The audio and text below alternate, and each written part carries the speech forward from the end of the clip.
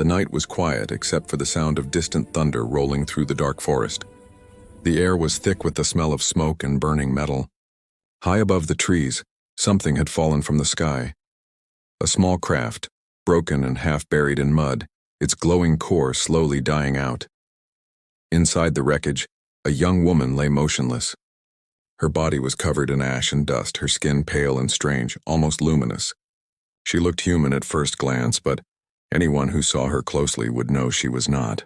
Her skin shimmered faintly like silver under moonlight, and small traces of blue light ran beneath her veins. When she opened her eyes, the world looked blurry. She could not move. She could not remember who she was. Everything inside her mind was blank, like an empty space where memories used to live. She tried to speak, but no voice came. She looked down and realized she was wearing nothing. No clothes, no name tag, no sign of who she was or where she came from. Only pain. Her head throbbed with sharp flashes of light, broken pieces of memory that made no sense. Outside, rain began to fall, hissing against the metal. The forest echoed with distant sounds, animals moving, leaves rustling, water dripping. The world felt cold and strange. She tried to crawl out of the wreck, her body shaking with weakness. Every inch hurt, every breath felt heavy. She didn't know where she was. She didn't even know what where meant anymore. Miles away, a human man named Ethan Cole was driving down an empty forest road. He was a quiet man, someone who liked to stay away from cities and noise. His life had been simple since the wars ended. He worked at a nearby power station, repaired machines, and lived alone in a small wooden cabin near the edge of the woods. That night, while driving home, he saw a flash of blue light in the distance. It wasn't lightning. It was too steady, too strange. He slowed his truck. "What the hell is that?" he muttered. Smoke was rising between the trees. Curiosity, and maybe a bit of worry, made him turn off the main road. He drove into the forest until his headlights caught a glimpse of twisted metal and broken branches. The air smelled like ozone, something electric and foreign. When he stepped out, his boots sank into mud. He walked carefully toward the wreck. The glow coming from it was dim now, flickering like a dying flame. And then he saw her. At first, he thought it was a doll. Too still, too delicate to be real. But when the light fell across her face, he saw her lips tremble. She was breathing. "Hey," he shouted, running forward. "Can you hear me?" The woman turned her head slowly, eyes wide and confused. Her pupils glowed faint blue. She tried to speak, but the only sound that came was a broken whisper. "Who am I?" Ethan froze. He had seen strange things before, and after all, humans had made contact with alien species years ago. But never something this human. He took off his jacket and covered her trembling body. "It's okay. Don't move. You're hurt." She stared at him, trying to understand his words. Her lips moved silently, repeating them like a child learning to speak for the first time. "Okay, don't move." He smiled faintly. "Yeah, that's right." Ethan carefully lifted her from the wreck. Her body was light, almost weightless. She was cold, colder than any human body should be. He carried her to his truck, trying not to look at her too closely, yet unable to ignore how fragile she seemed. As he placed her in the back seat, her hand grabbed his wrist weakly. "Please, don't leave me," she whispered. "I won't," he said. "You're safe now." But in truth, he wasn't sure about that. Something about the crash didn't look like an accident. The wreck was too clean. No large debris, no sign of explosion, just precision destruction. Almost like someone had shot it down. He drove quickly through the forest, the sound of rain pounding on the windshield. Every now and then he looked back at her. She was staring out the window, eyes full of confusion. Once she asked softly, "What is this place?" "This," he said. "Earth. My home." "Earth," she repeated, the word strange on her tongue. At his cabin, Ethan carried her inside and laid her near the fireplace. The warmth made her shiver even more, as if her body didn't know how to handle heat. He handed her a blanket and a cup of water. She didn't drink it first. She just stared at the cup like it was something alien. Then she copied his gesture, sipping slowly. "Can you remember anything?" he asked. She shook her head. "No. Only darkness, fire, and a voice.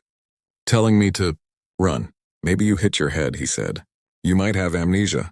Amnesia? "It means memory loss," Ethan explained gently. It'll come back, maybe. She looked down at her hands. They glowed faintly blue under the light. I'm not human, she said quietly. Ethan hesitated. No, he admitted. But you're not my enemy either, so don't worry about that. Her eyes softened. For the first time, she seemed a little calmer. She pulled the blanket tighter and watched the flames flicker in the fireplace. Each spark reflected in her eyes like tiny stars. Hours passed. Ethan gave her one of his shirts to wear, though it hung loosely on her small frame. She sat on the floor, touching the wooden boards, the glass, the chair, as if every object was new to her. She spoke slowly, trying to remember words. He realized she was learning fast, almost unnaturally so. At midnight, he heard her crying quietly. He went to her and she looked up with trembling lips. I can't remember my name, she said. I can't remember who I am. He sat beside her. Then we'll make you a new one. Something simple until you remember. She thought for a moment. Name? He smiled. How about Lyra? It's the name of a star, she repeated it slowly. Lyra, I like that. Good, he said. Then Lyra it is.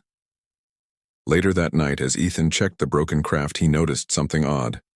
Small symbols carved into the metal, glowing faintly blue. They pulsed like living veins. He didn't touch them. He just stared, wondering what kind of technology it was. Behind him, Lyra appeared quietly. That's mine, she whispered. I think so. You remember something? Only in pain and running, I think. Someone wanted to kill me. Ethan frowned. Who? She shook her head, eyes distant. I don't know. But when I close my eyes, I see lights, ships, screaming, then nothing. He could see fear in her eyes. Whatever had happened, it wasn't just an accident. Someone had shot her down, and if that was true, she might still be in danger. When Ethan went to bed, he couldn't sleep. His mind kept replaying the image of her, lost, trembling, alone. What was she doing on Earth? Why was she attacked? And why did she look so human? Outside, the forest was silent. The wreck still glowed faintly in the dark. Then, for a moment, the sky above the trees flickered, like a faint flash far away, as if something large had entered orbit. Ethan didn't see it. But Lyra did. She sat by the window watching the stars. Her eyes filled with tears she didn't understand. Her heart hurt in a way she couldn't explain. Why can't I remember? She whispered. Why does it feel like someone is missing me? She pressed her hand to the glass, staring up at the stars. One of them pulsed faintly blue, the same color as her veins. Somewhere out there, something or someone was searching for her. By morning, the rain had stopped. Ethan made breakfast and found Lyra sitting outside, barefoot, staring at the trees. She looked peaceful, almost normal, until she turned to him and said something that sent a chill down his spine. Ethan, she said slowly. I think they are coming. He froze. Who?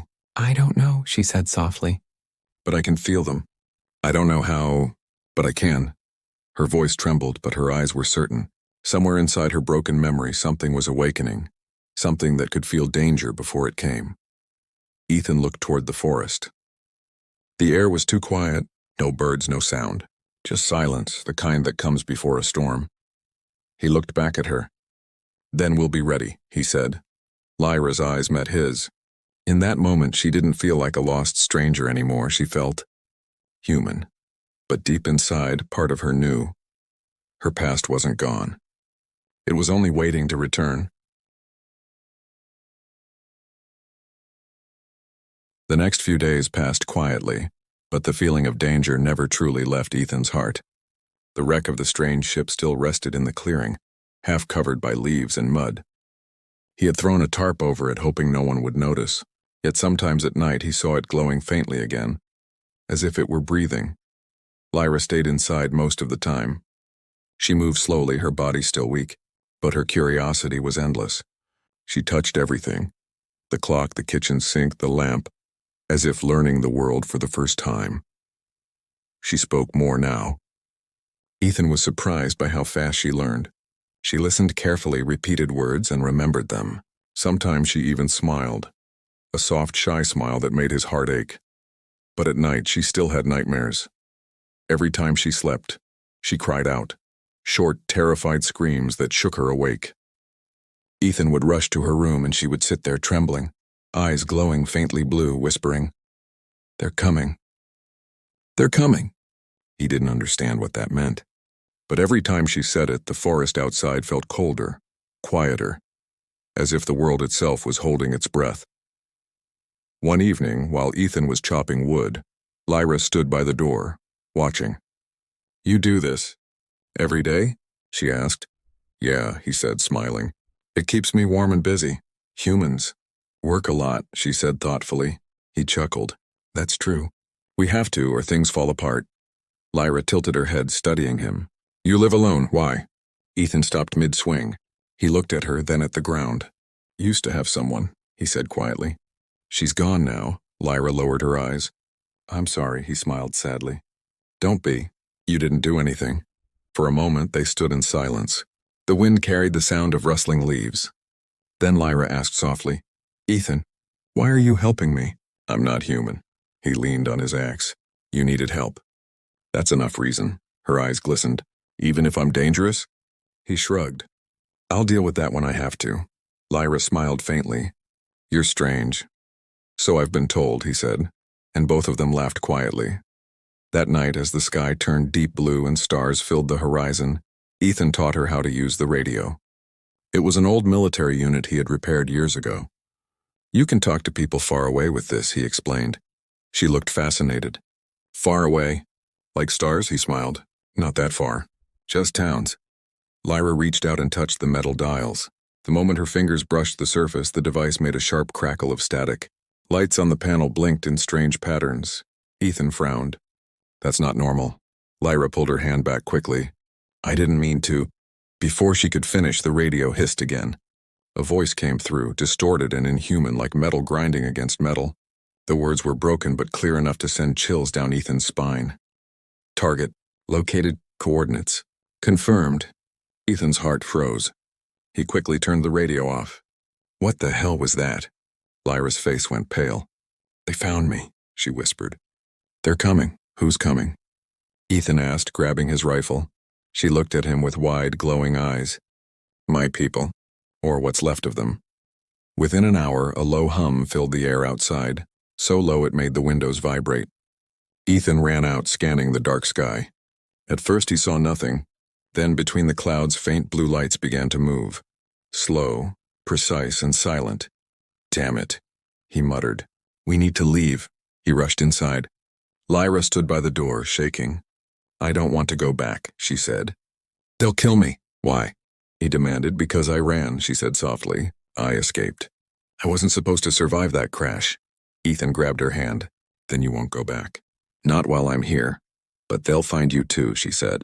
"They don't care who they hurt." He met her eyes, steady and calm. "Then they'll learn humans don't give up easily." They drove through the forest road, headlights off, the truck bouncing over wet ground. The night felt alive, and with noise, with energy, with fear. Behind them, faint streaks of light passed between the trees, search beams from hovering crafts.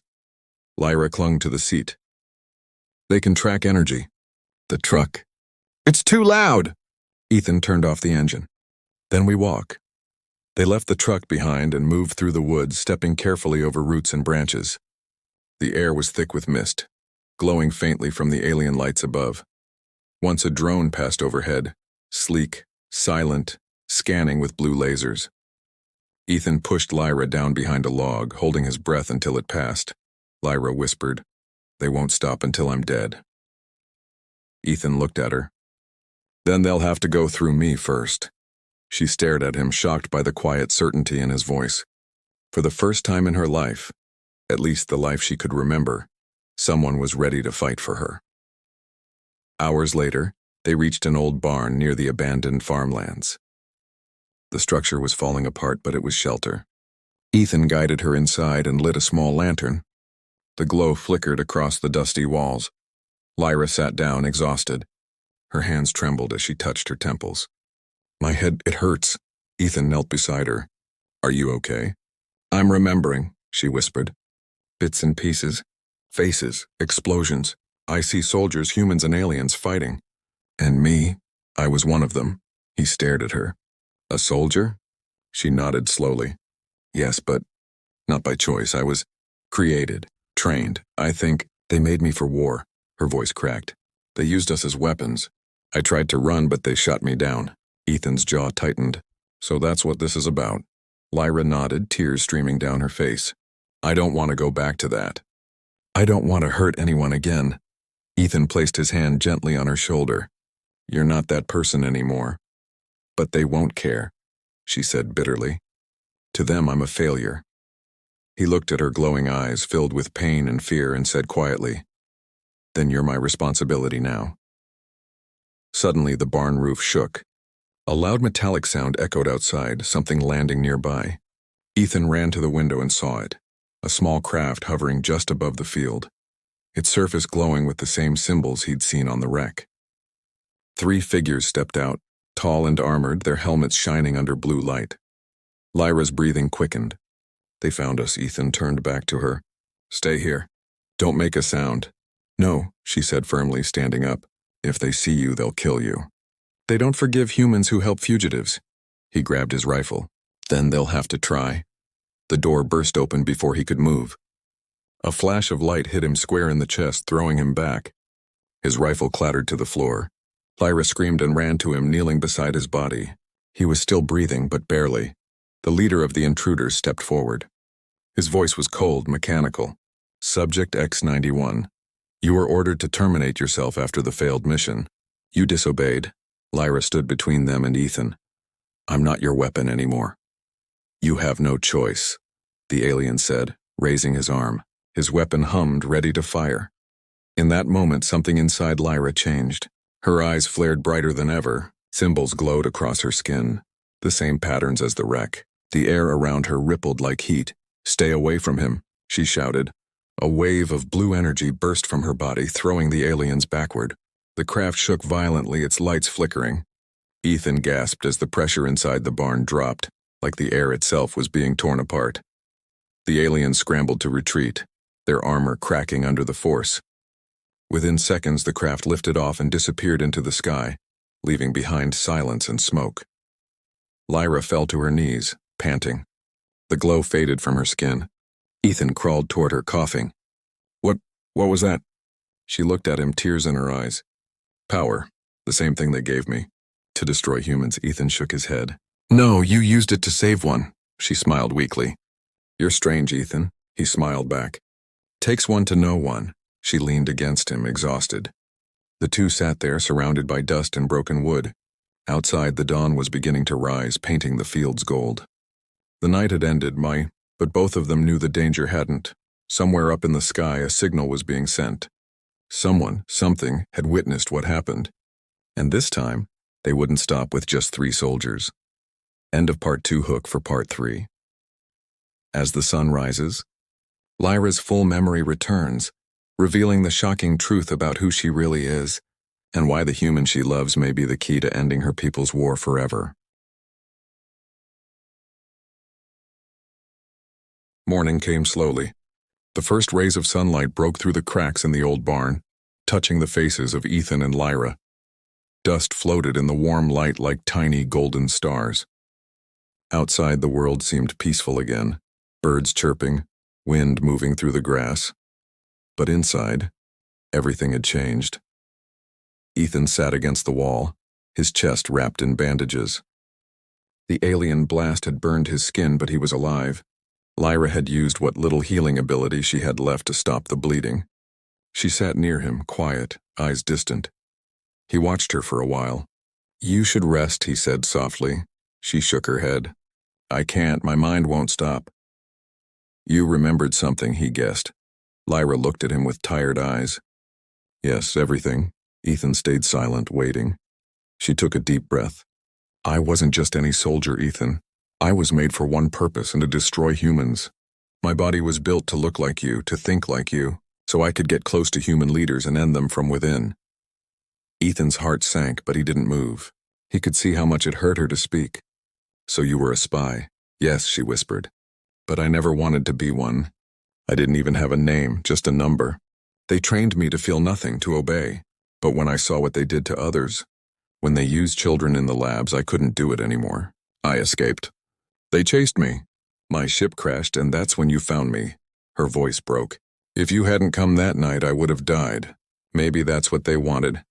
Ethan looked down, thinking, and now they'll come again. Yes, she said. And this time they'll bring more. The silence that followed was heavy. The sound of the wind outside was the only thing moving between them. Ethan finally spoke. So what are you going to do now? Lyra looked at her glowing hands. I don't know. I can't run forever. They'll never stop. Maybe I should surrender, Ethan frowned. You can't mean that. If I go back, maybe they'll let you live, she said quietly. You helped me. You shouldn't die for me. Ethan stood, ignoring the pain in his side. Don't say that again. You're not going anywhere. She looked at him, confused. Why? I'm the reason they're coming. He stepped closer. Maybe. But you're also the reason I believe there's still something good left out there. Lyra blinked back tears. You're risking everything for me. Ethan smiled faintly. That's what humans do. We take risks for people we care about. Her heart tightened at his words. For a moment, she couldn't speak. No one had ever said something like that to her before.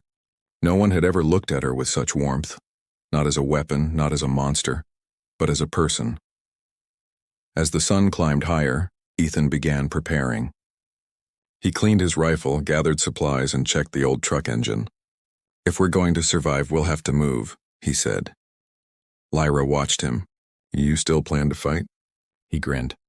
I'm human. Fighting against impossible odds is what we're best at. She laughed softly. You really are strange. Yeah, he said. And proud of it. Hours passed. By late afternoon, dark clouds began to gather again. The air turned heavy, filled with static. Lyra stopped suddenly and looked toward the sky. They're close. Ethan followed her gaze.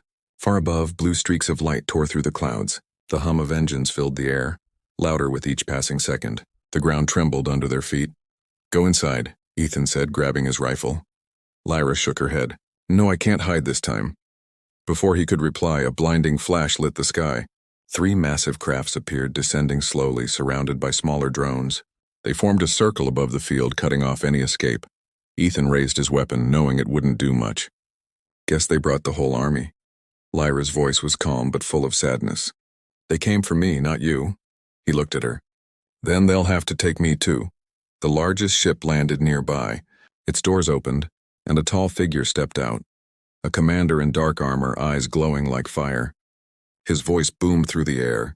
Unit X-91, you have violated your orders and contaminated yourself with human influence. You will return or be destroyed. Lyra stepped forward. I'm not a unit anymore. My name is Lyra. The commander's voice dripped with disdain. A name, human weakness. She glared at him. Maybe, but it's mine. He raised his weapon. Then you die with them. Before he could fire, Ethan stepped in front of her, gun raised. You'll have to go through me first, the alien sneered. A human-defying command. Pathetic. Maybe, Ethan said. But at least we fight for something real. He pulled the trigger. The shot hit the commander's armor, sparking harmlessly. But it was enough. The moment he fired, Lyra's power surged again. Her eyes blazed bright blue and the air trembled. She raised her hands and a shield of energy expanded, covering both of them as plasma bolts rained from the ships. Ethan stared in awe. Lyra, how are you doing this? I don't know, she said, her voice strained. But I'm not letting them take you. The battle was chaos. The aliens fired from every direction. The ground erupted with light. Ethan ran out of bullets but refused to fall back. Lyra used her energy to block the worst of it, but she was weakening fast. Blood faintly blew and dripped from her nose. Stop, Ethan shouted. You'll kill yourself. I'd rather die free, she gasped. Her body shook violently as she absorbed another blast meant for him. Then, in the middle of it all, her mind went still. She saw flashes, her creation, her training, her commanders' faces. She remembered the moment she first saw Earth and how beautiful it looked from space. And she remembered Ethan, the man who gave her a name, a purpose, and love. The light around her changed, from blue to white, pure, bright, and alive. The alien commander shouted orders, but it was too late. A shockwave burst from Lyra's body, tearing through the air.